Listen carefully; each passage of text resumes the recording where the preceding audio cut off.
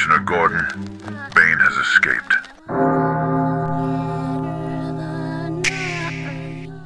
You believe that life is a constant, thrilling search for the next new thing, a relentless chase for a fresh sensation that will make you feel alive. You are addicted to the initial rush, the surge of fire that comes with starting a new project, a new hobby, a new relationship. You crave the lightning bolt of inspiration, the jolt of excitement that convinces you that this time, this path will be the one. This is a lie, a cruel and heartless deception that the world uses to sell you on a life of perpetual motion without progress.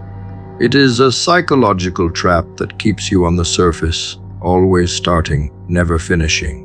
Your greatest enemy is not some external obstacle, but your own brain's reward system, a fleeting, unreliable master that is conditioning you to be a slave to an ever-increasing need for stimulation.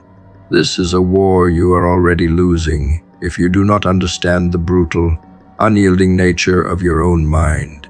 Your brain's reward system is a cruel and clever master. It gives you a burst of dopamine, that rush of pleasure and excitement with every single new experience, but it is a reward that habituates with terrifying speed. The first time is a mountain, the second time is a hill, the 10th time is a flat, uninspired plateau. Your brain learns to expect the newness, and the reward is reduced, forcing you to chase an ever greater and more daring stimulus just to feel the same level of excitement you felt at the beginning. You are like a man building a fire with tinder, never realizing that the real heat, the lasting warmth, comes from the slow, unglamorous burn of a single, solid log. You are a prisoner in an invisible cell, condemned to a life of seeking an elusive thrill that will never return to the level of the first. This is a life of quiet desperation disguised as a life of adventure. The tragedy of the man who chases novelty is that he mistakes motion for progress. He is always in a state of frantic activity, a blur of new ideas and half-finished projects. He starts a business, a book, a workout routine, a new course, always convinced that this one will be the thing that changes his life. But he is a ghost who haunts the starting lines of his own potential. He never digs deep enough to find the gold, because he is always in a desperate search for a new place to start digging. His life is a series of beautiful, but ultimately meaningless beginnings. He is a master of the promise, a fool in the art of the follow-through. His life is a monument to 100 brilliant ideas that were never given the time or the ruthless consistency required to see them through to a brutal and magnificent conclusion. He is a victim of his own mind's craving for a quick, effortless high. But the unglamorous truth is that consistency outperforms the chase for stimulation every single time. The man who embraces the brutal, soul-crushing boredom of repetition is a man who is actively rewiring his own mind. He is teaching his brain a different lesson. He is telling it that the reward does not come from the newness, but from the relentless, unyielding process of doing the same thing again and again, with more focus and more precision. This is a profound act of psychological rebellion. He is a living testament to a truth that the impatient will never comprehend. He is a man who has chosen to become his own master, to build his own reward system, one quiet, deliberate action at a time. His mind is not a slave to a fleeting chemical. It is a servant to his unyielding will. The chase for stimulation is a path of breadth without depth. You are a prospector who keeps digging new, shallow holes, always convinced the next one will hold a fortune. The man who embraces consistency is the one who chooses a single, unpromising plot and digs deeper than anyone else. He understands that the real treasure is not in the variety of the landscape, but in the sheer, unyielding depth of his effort. The masterpiece is not a flash of inspiration. It is the inevitable outcome of 1,000 painstaking, almost imperceptible improvements. The fortune is not in a single lucky strike. It is in the relentless, daily accumulation of small, unglamorous effort. The life of genuine power is a product of focus, not of distraction.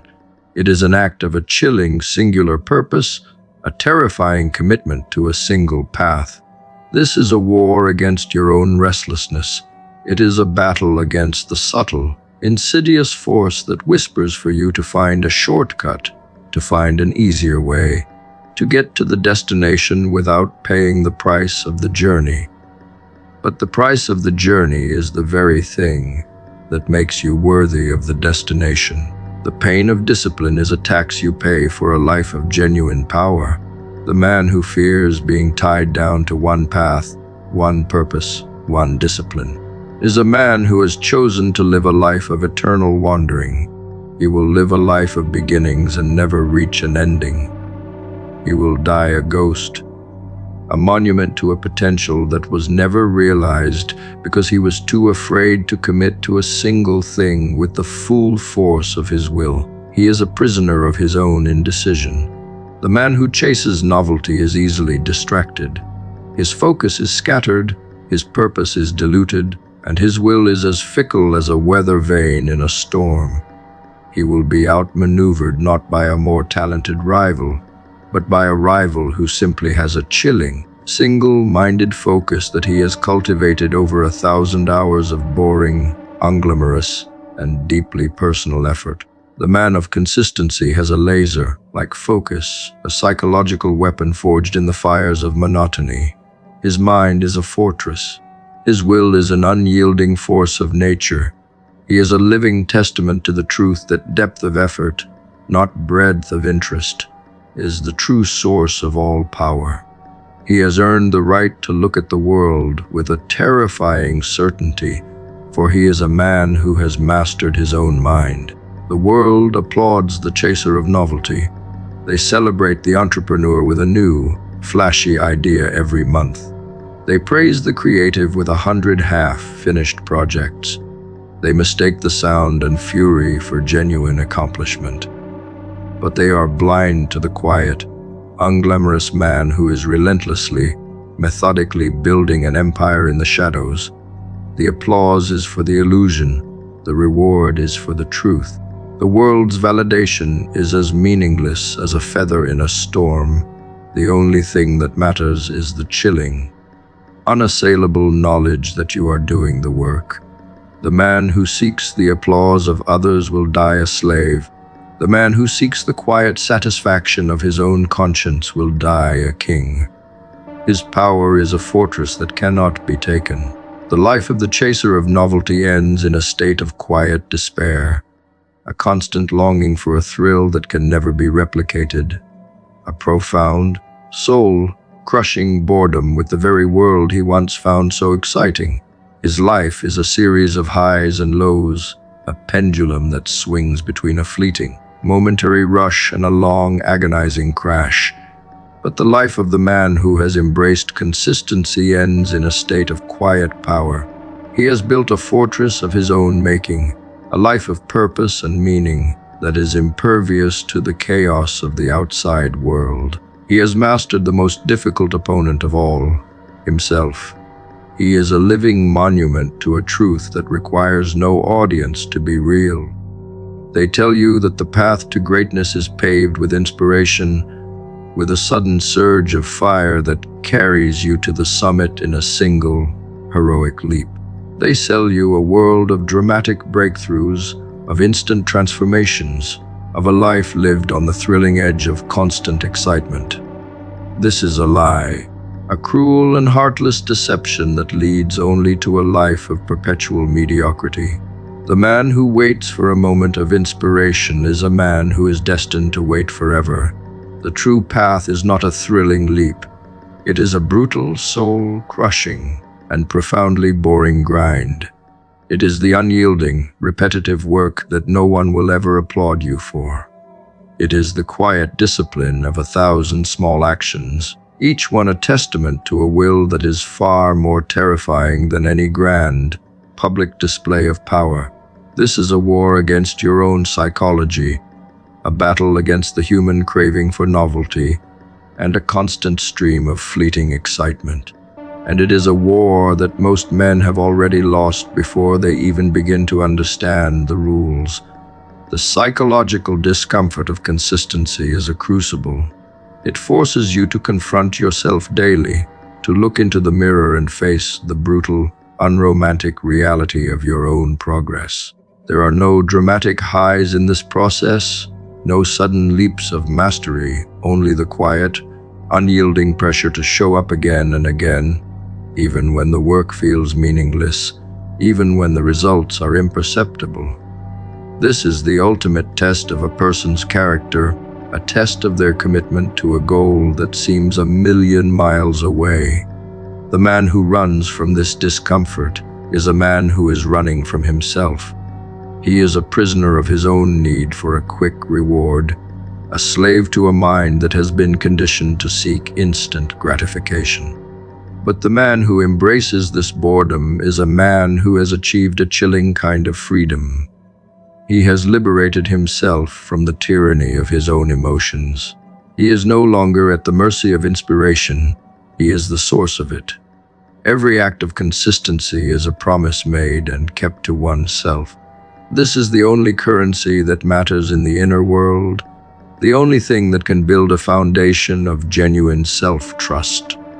A single day of showing up, a single act of discipline, no matter how small, is a deposit in a bank of your own making, a testament to a will that is far more powerful than any fleeting emotion.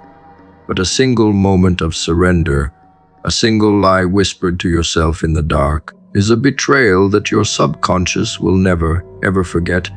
It logs every single betrayal, every single broken promise, until the quiet corrosion of self-doubt begins to eat away at your very soul.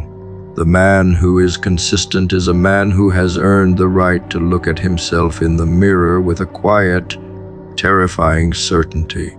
He does not need a cheering crowd to tell him he is a person of action. His actions have already made the case for him. The power of consistency is not in the single act, it is in the compounding effect of a million small, deliberate actions. A single drop of water on a stone will do nothing. A million drops falling in a relentless, unwavering rhythm will carve a canyon. This is the ultimate truth of all genuine progress. It is a slow, methodical, and profoundly boring process whose cumulative effect is nothing short of terrifying. The world will see the final, spectacular result, the sculpted physique, the breathtaking masterpiece, the towering empire, and they will call it a miracle, a flash of genius, a gift from the heavens. But you will know the truth.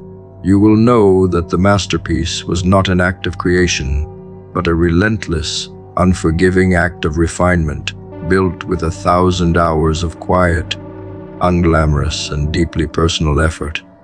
You will know that the only miracle was your unwavering commitment to the grind. The men who live for the big win, for the grand gesture, are a cruel paradox. They believe they are fighting for greatness, but in their frantic pursuit of a shortcut, they forfeit the only thing that can truly get them there. Their victories are a fleeting illusion, a momentary rush that quickly fades into the long, empty stretches of their unfulfilling lives. They are like a soldier who charges into battle without a plan, convinced that a single act of heroism will be enough to win the war. But the master, the true master, is a different kind of warrior. He understands that a single, heroic victory is a fleeting moment, 1,000 deliberate repetitions, each one a fraction better than the last, is a legacy. His victory is not a moment in time, it is a way of life, a quiet, unyielding commitment to a process that is destined to become unstoppable. This is the psychological freedom that comes from embracing consistency. It removes the need for inspiration, for motivation, for the unpredictable whims of emotion. It replaces chaos with order. It turns a mystery into a tool. The man who is consistent does not need to feel like doing the work. He simply does it. His actions are not a slave to his emotions. His emotions are a servant to his will. He has built an unshakable psychological fortress, a place where the storms of doubt and laziness cannot penetrate. He has mastered the most difficult opponent of all, himself. He has replaced the unpredictable and unreliable force of inspiration with the brutal, unyielding, and utterly reliable force of a daily ritual. He is not a prisoner of a plan, he is a master of a process. The tragedy of the person who quits is a simple matter of mathematics. They quit just as the boring work is about to pay off. They quit right before the compounding effect begins to show. They see a flat line on the graph of their progress and mistakenly believe that their efforts have been in vain. They sacrifice a lifetime of returns for the fleeting relief of a single day's surrender. They are like a man who gives up digging for gold an inch before he hits the mother lode, a man who turns back at the summit just before he sees the peak. They believed the lie that the work was only valuable if it was exciting, never understanding that the most powerful things in the universe are often the most mundane. They are victims of their own impatience, a tragic testament to a life of shattered potential. This is a war against your own self-deception. Your mind will tell you that the cost is too high, that the task is too difficult, that the reward is not worth the struggle. You must become a ruthless strategist against your own mind. You must outwit your own excuses. You must disarm your own self-sabotage by understanding that the power you seek is not in the final destination, but in the relentless, unyielding process of getting there. The only way to a life of genuine power is a relentless, uncompromising focus on providing yourself with one simple thing: proof. Proof that you are a person who does the work, even when it is boring. Proof that you will show up, even when you do not feel like it.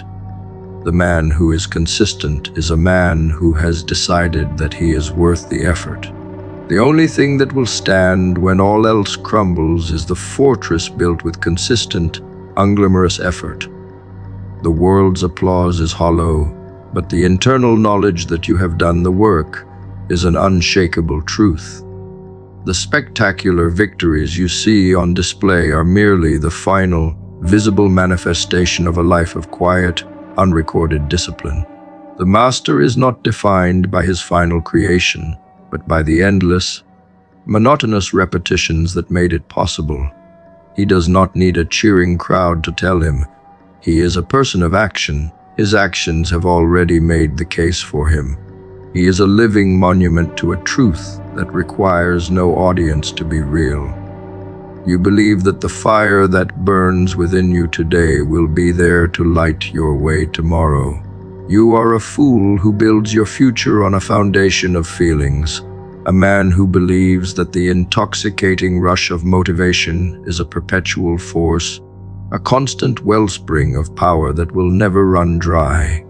This is a lie, a cruel and heartless deception that leads only to a life of perpetual disappointment. Motivation is a fleeting spark, a cruel and unreliable muse that will abandon you in the cold, silent dark when you need it most. It is not an engine, it is a single, momentary ignition. The man who relies on it is a man who is destined to be left in the middle of the road, a ghost on a journey that he never had the courage to finish. He is a prisoner of a feeling, a slave to a lie, and his will is as fickle as a weather vane in a storm.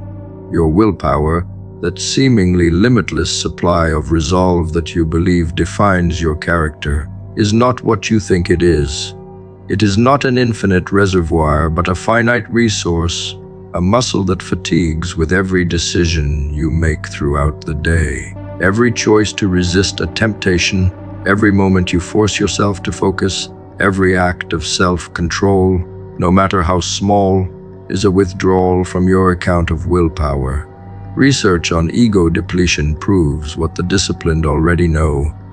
You are a biological being, and your capacity for deliberate action is being drained by 1,000 small decisions you don't even notice. The man who waits for a moment of inspired resolve is a man who is destined to fail, for the very act of living will drain him of the power he needs to begin. His mind will be a battlefield of 1,000 small surrenders, a slow, methodical retreat from the potential he was born with. But there is a different kind of power, a chilling, unyielding force that does not rely on feelings, does not require a fleeting chemical state, and does not depend on a finite supply of willpower. This power is built in the cold, unromantic light of a conscious decision. This power is the very foundation of all lasting greatness. This power is the system. A system is a path you have built to bypass the very part of your mind that will eventually betray you. It is the alarm clock you set the night before, the running clothes you lay out, the planned meal ready to be cooked. It is a machine of your own making, a relentless, unthinking force that simply moves forward, indifferent to your feelings, your motivation, or your willpower. The man who builds systems is a man who has made a chilling decision. His purpose is more important than his feelings. The man who relies on a feeling to move him is a man trying to run a marathon on a single meal. The fire burns hot at the start line, but it will inevitably die, leaving him in the cold, silent dark. But the man who builds a system is a man who has built a self-sustaining engine, a machine that produces its own energy. He is not a biological being limited by his own chemistry.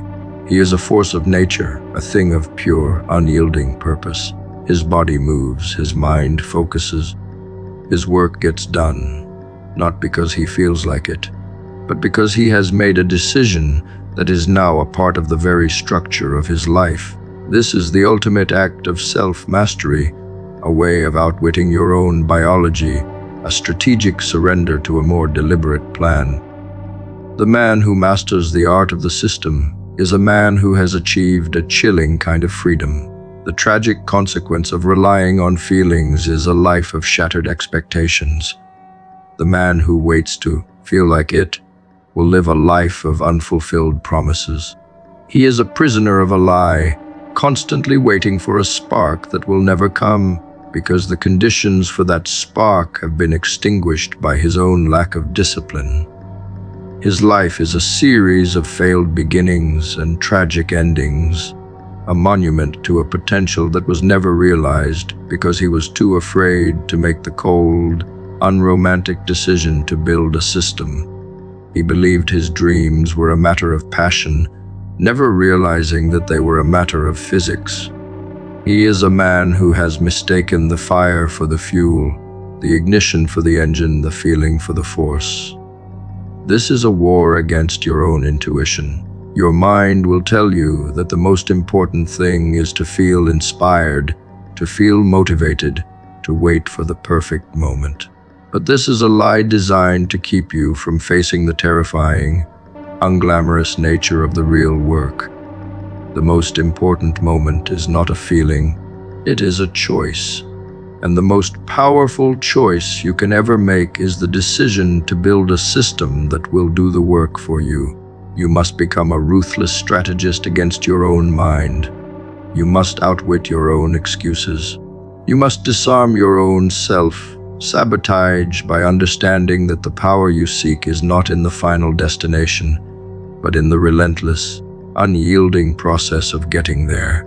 The only way to a life of genuine power is a relentless, uncompromising focus on providing yourself with one simple thing: proof that your purpose is more important than your feelings. The man who lives for a final, perfect act is a man who will live a life of quiet desperation. His existence is a constant, agonizing wait for a moment that will never arrive. He will forever be a ghost haunting his own potential, a person whose grand plans are merely a cruel and heartless deception. He tells himself to justify his inaction. But the man who understands the power of systems, who knows that a single, deliberate action is more powerful than 1,000 good intentions, is a man who is destined to win. He is not defined by his words but by his deeds. He is a living testament to a simple, brutal truth, that the only way to prove your worth is to build a life that will continue to move, even when your feelings have betrayed you. The only thing that will stand when your motivation has abandoned you, when your willpower has been depleted, is the cold, unyielding reality of the systems you have built. The man who wins is not the one with the most willpower. He is the one who no longer needs it. He has outsourced his decision-making to a machine of his own creation. He is a man who has mastered the most difficult opponent of all, himself. He has replaced the unpredictable and unreliable force of motivation with the brutal, unyielding, and utterly reliable force of a daily ritual. He is not a prisoner of a plan. He is a master of a process. This is the final, unassailable truth that separates the conqueror from the conquered. The world will not see your struggle. They will not applaud you for doing the work no one sees. But you are not doing this for them. You are doing this for the man you are becoming. The person who will stand on the mountaintop will not be the one who looked for a shortcut. It will be the one who embraced the pain of every single step. Your final victory will not feel like a sudden surprise, but a quiet, inevitable conclusion. It will be the natural byproduct of a life lived with a relentless, terrifying focus on the small, daily actions that others consider to be irrelevant. You will have built a foundation so unshakable and a momentum so unstoppable that the final outcome will feel like a mere formality.